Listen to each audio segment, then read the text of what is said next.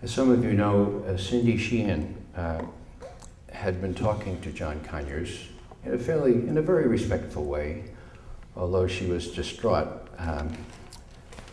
several months ago when Conyers pretty much told her, look, this is about 2008. We're going to win big 2008. We just don't want to risk anything between now and then. And I'm prepared to let this war continue until 2008. When Cindy had another appointment with him, I think it was the 23rd of July, she invited me and Reverend Deerwood to come with her.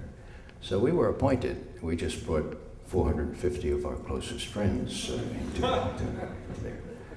Now, we got in to see Conyers, and he immediately went off to talk to somebody in Detroit for 20 minutes, so that was okay, we waited. But then, maybe I'll tell the whole story. Then he says, oh, I've just talked to these folks in Detroit, and we need to discuss this impeachment thing. It's really important. Front burner, get out my schedule, because we're going to have a town hall to talk about impeachment in Detroit, and the sooner the better. Get out my appointment thing. And I just, couldn't bear it. I said, Congressman Conyers, been there, done that.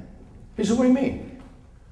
I said, Ann Wright and I flew out to Detroit at the end of May for a town hall meeting on impeachment with the assurance that you were going to take part. Your wife on the city council of Detroit had just been responsible for passing a resolution, unanimously approved to impeach the president. We had high hopes. You didn't show up. Or you made a cameo appearance a half hour before we started and then said you had to go off to another meeting. So been there, done that.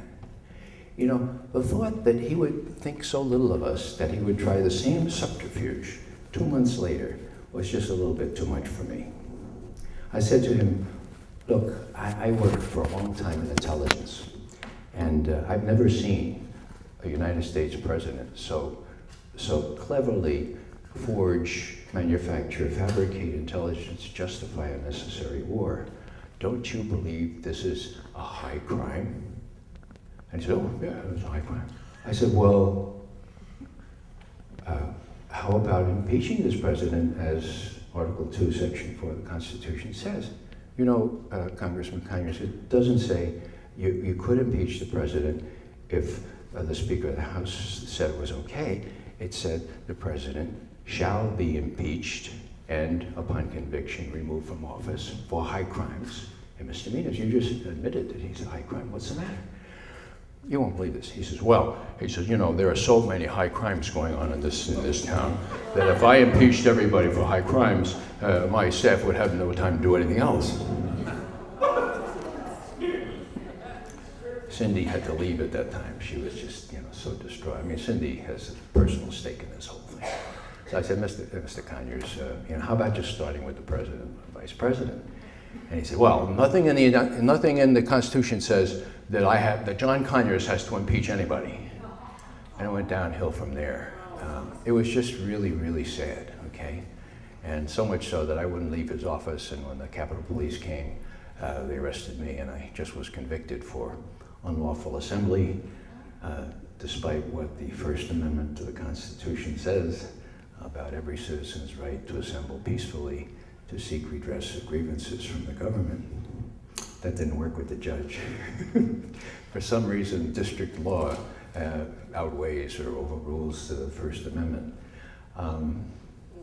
Nor did it work with the judge for me to argue that as a commissioned officer in the United States Army a long time ago, I swore an oath to protect and defend the Constitution of the United States from all enemies, foreign and domestic. And that's what I was doing in John Conyers' office, trying to persuade him to make good on the same oath that he swore.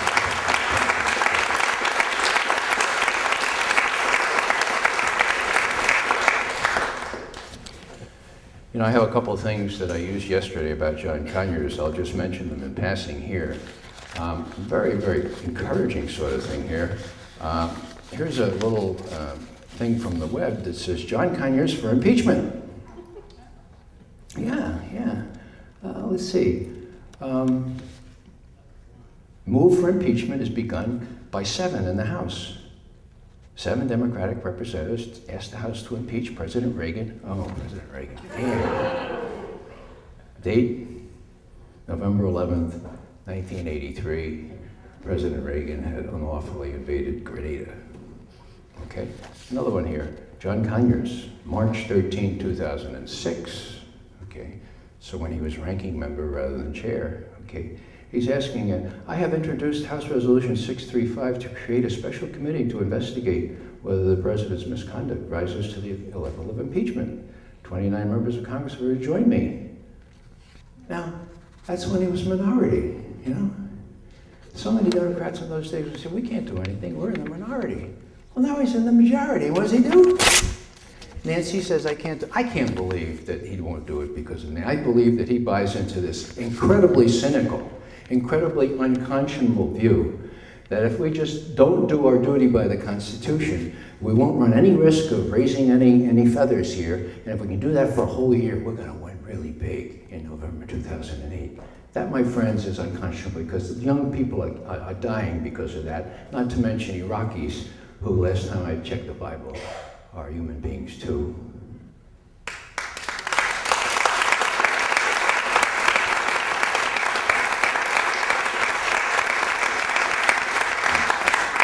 Here's Nancy Pelosi, and this is quite recent. This is June 30th of this year.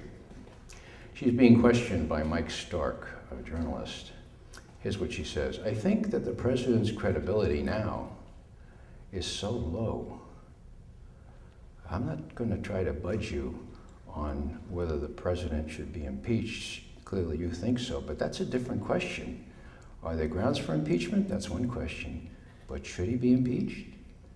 Should we have gone down that road? I don't think it would have resulted in Democratic gains. Yeah, in a campaign that would have resulted in victory. You know, what she says, so I believe that we are on the verge of an election that will be a decision for greatness. So you see what the game is. It doesn't have anything to do with the Constitution of the United States. It has everything to do with not rocking any boats and making sure that things are really bad in Iraq and everywhere else so that they can defeat this president handily. You know, it's not only unconscionable, folks, immoral, but it doesn't make any political sense to me. Look at the standing of Congress now. 17% approval? 11? You know, give me a break. I just don't know what's going through these guys' heads. So, what do we do? Well, that's the big question, and I have a couple of thoughts on that.